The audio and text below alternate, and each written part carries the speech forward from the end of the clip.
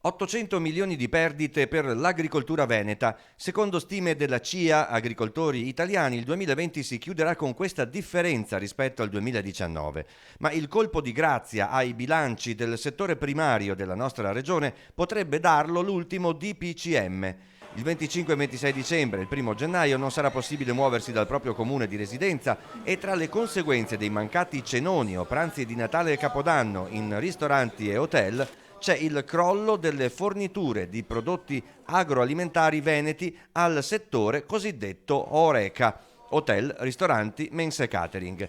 I nostri prodotti DOP e IGP, compresi quelli vitivinicoli, in pratica non avranno sbocco se non nella grande distribuzione.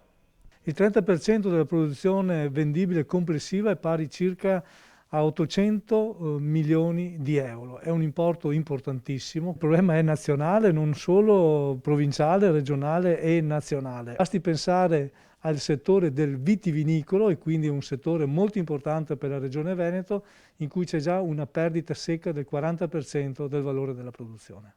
Gli imprenditori agricoli veneti quest'anno lavoreranno in perdita. I consumatori cosa possono fare per ridurla il più possibile?